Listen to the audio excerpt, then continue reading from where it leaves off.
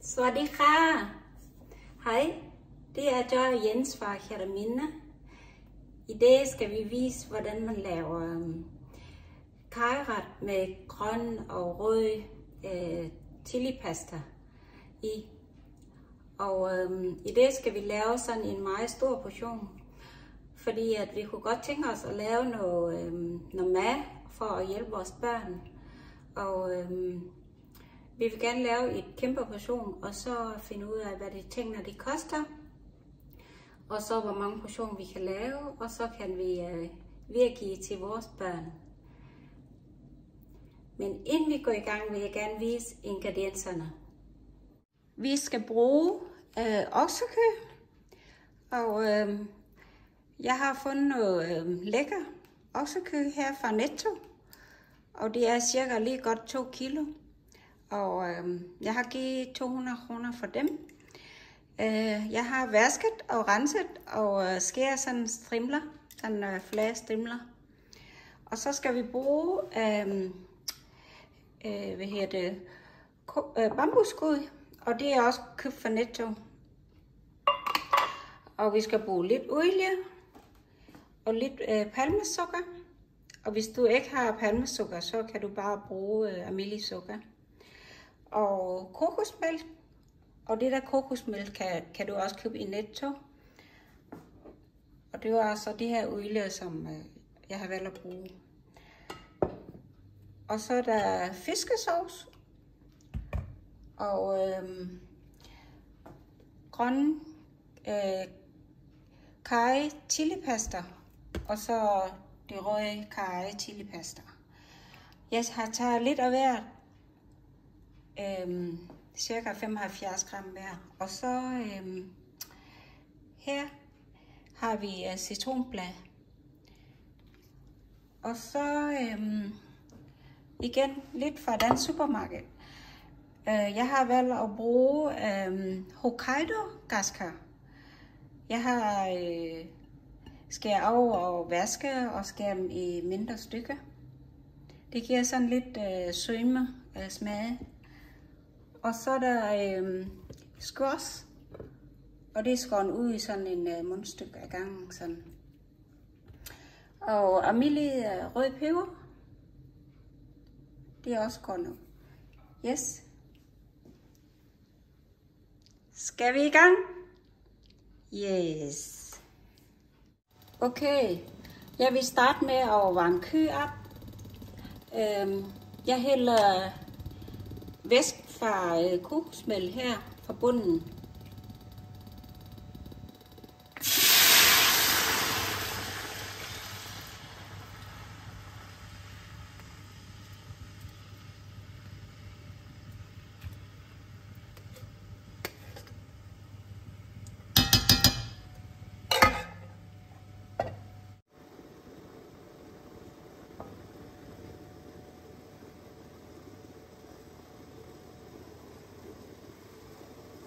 Så kom køen i her.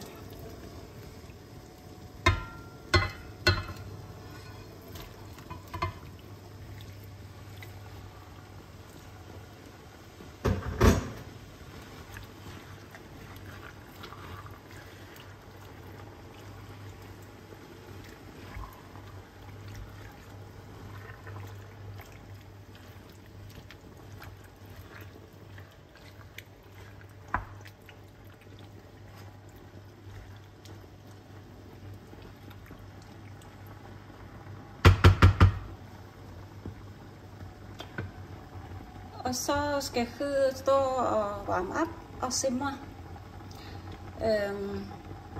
Det er meget afhængigt af, hvor sej kød er. Så nogle slags kan de tage op til 3 kvarter til 1 time. Og nogle af slags kan de tage under en halv time til at simre. Så det bliver rigtig dejligt møre. Så vi får se.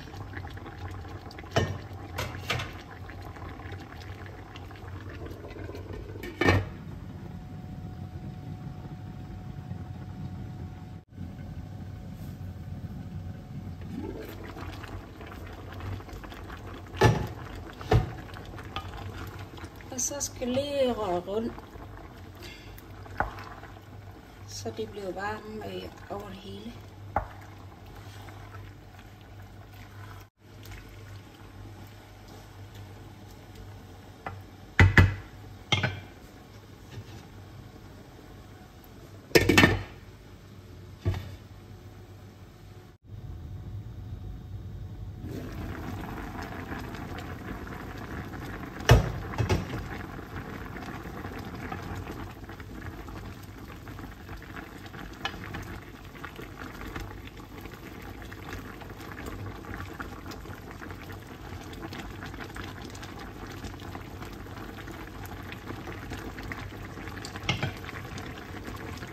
Så nu kører jeg godt varmt op, så jeg kan godt skrue lidt ned for varme, og så lade det stå og simre.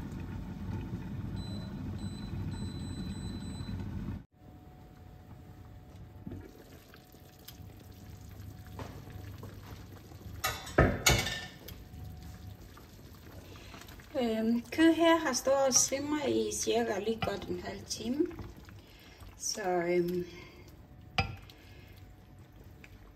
jeg tror, det er rigtig fint.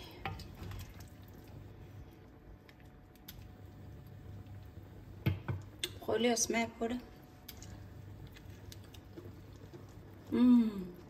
Det er rigtig dejligt mør nu. Så jeg tror, det er godt nok til at komme i kajret lige om lidt. Så jeg slukker for komfur, og så går vi i gang med næste proces. Jeg starter med at komme olie på panden her.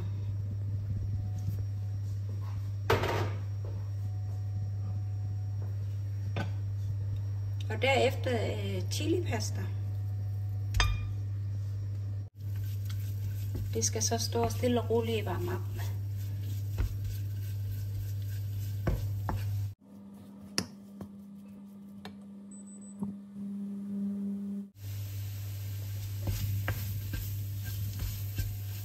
Og chili her er varmet godt op. Og så kommer vi det der resterende kokosmel i.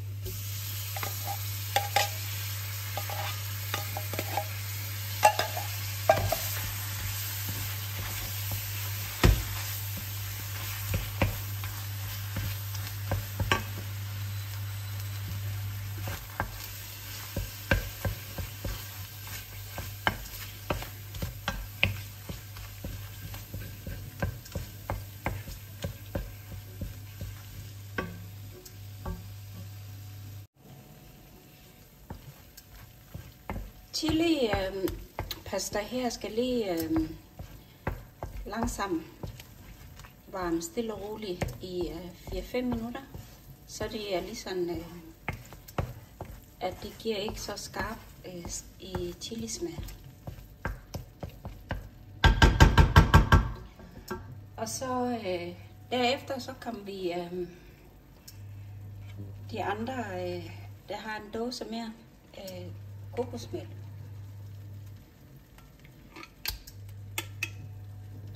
Så kan jeg skrue lidt mere varme op.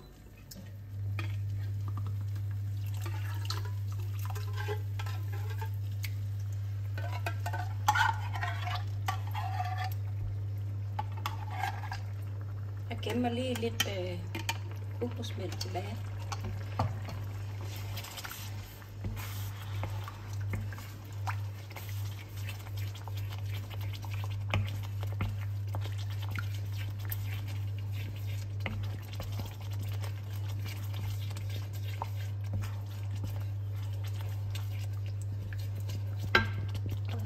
Vi sukker.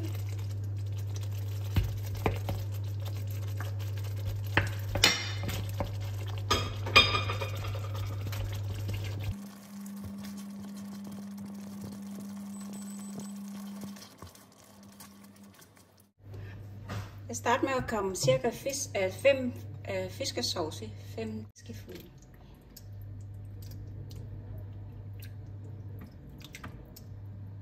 Sådan.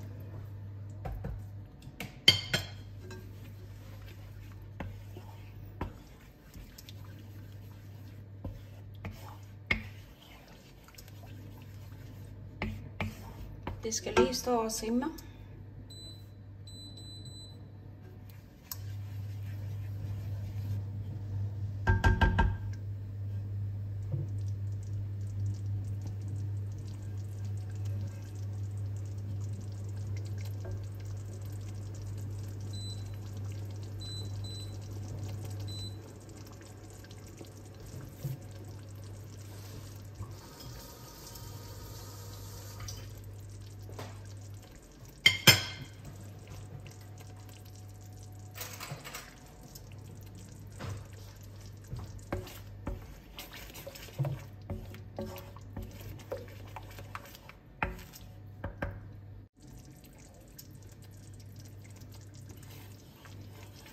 Så langsomt kom der olie ud af det der kokosmælk.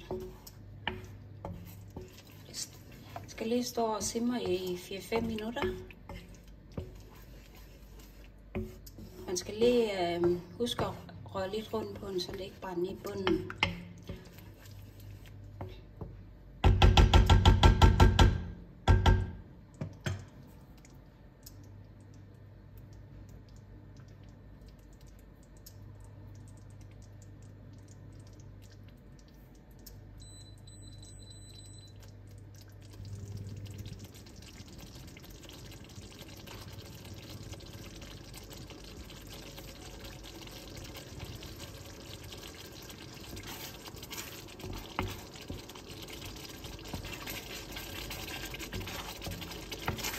Nu jeg tror, det har fået nok varmt, så vi kan bambusskud.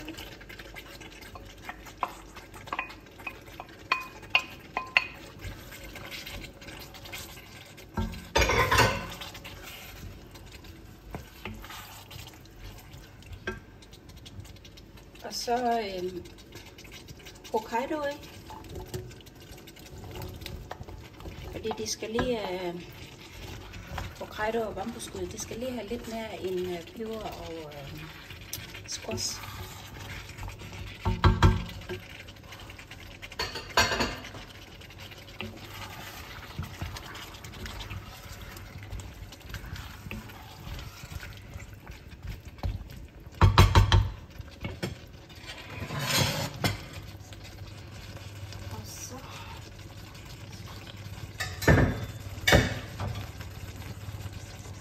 Så kan vi komme oksekød i.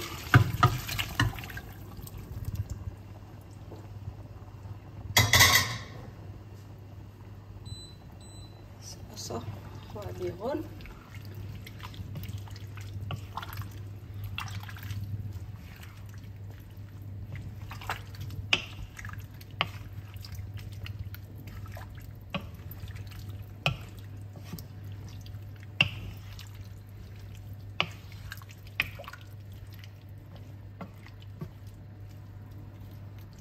Og så skal det lige varme godt op og stå og simre lidt.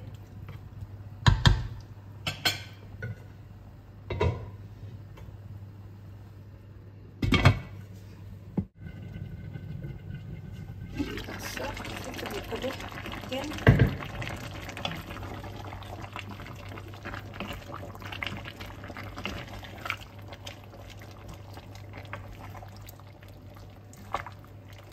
Vi lige prøve at smage til, om det er sådan nogenlunde, som skal være.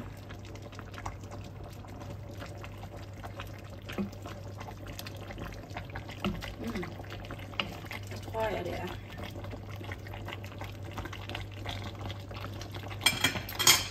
Og så her kan vi komme citronblad i. Man kan komme som det er, eller man kan også tage det af fra stiftet. Eller snit så fint, kan man også.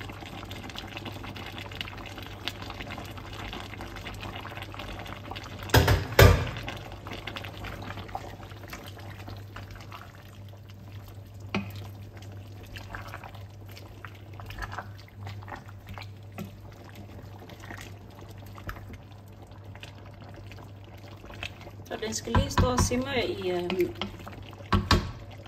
5 minutter mere.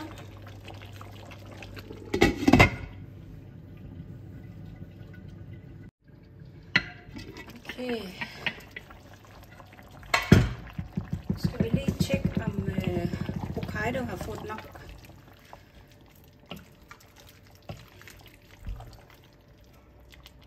Så lige en op.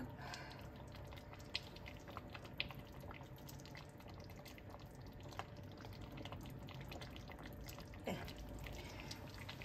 Så de har i hvert fald fået varmt nok. Og så det skal lige koges op igen. Og så skal vi lige prøve at smage igen.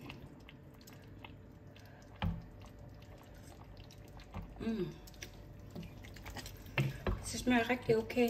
En lille smule kraftig, men det er også fordi lige om lidt, der kommer vi i en hel masse røde peber og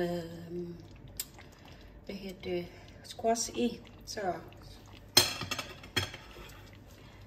jeg vil skrue komfort helt varm op, og så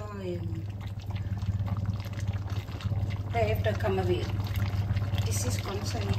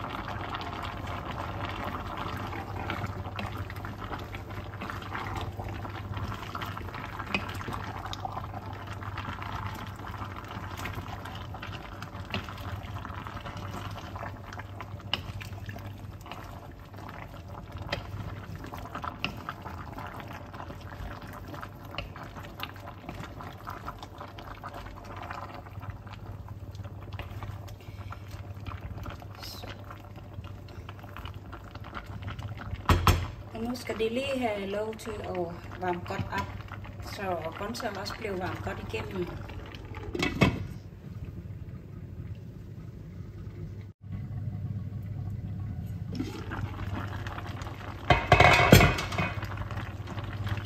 Nu prøver vi at se.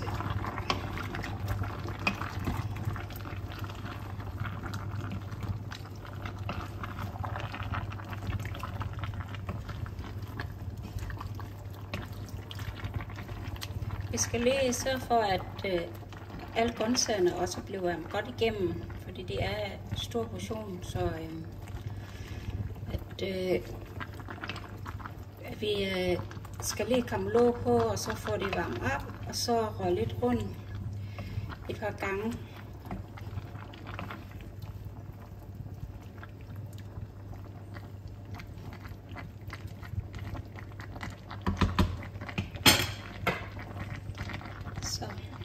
Lige en omgang her, tror jeg.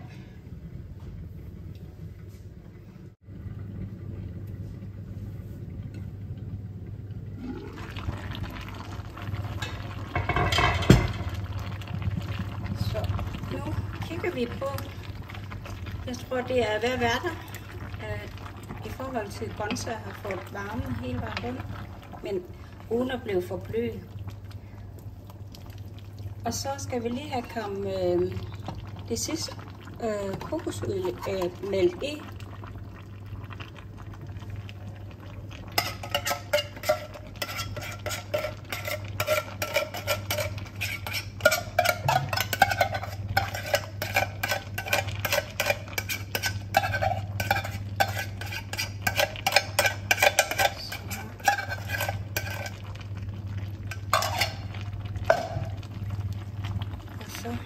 Skal lige have rørt lidt rundt igen.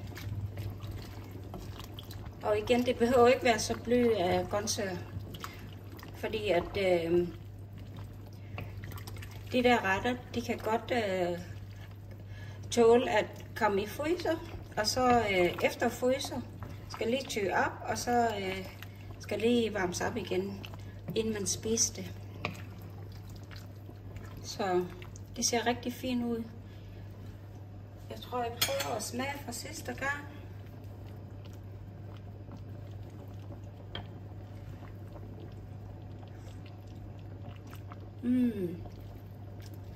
Det smager rigtig godt. Så det er lige tilpas med ingredienserne. Så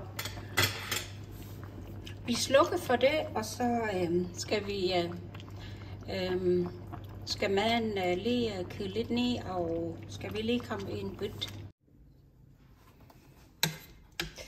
Så nu prøver vi at øse maden op i nogle bøtter.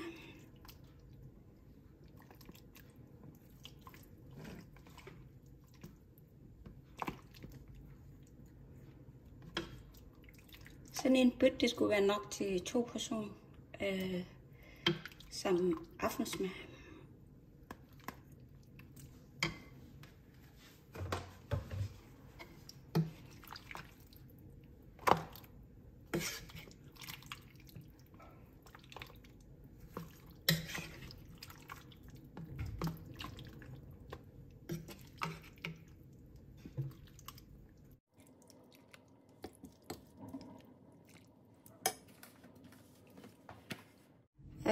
Jeg har nu delt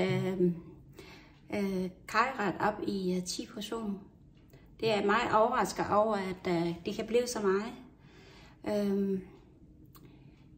Sådan 10 bøtter i plastikbøtter, og så det kan komme i fryser. Og jeg ved, at vores børn det bliver så glade for det. Så vi vil pakke det ned, og så kan jeg ud og aflevere til dem. Så i alt, jeg har brugt cirka 300 kroner, så det er meget billigt til rigtig god mad og rigtig fint kød. Så hvis der er nogen, der har lyst til at lave på samme måde, så skal I bare gå i gang. Og det er råvarer, det er også noget, man kan købe her i Danmark. Swadika!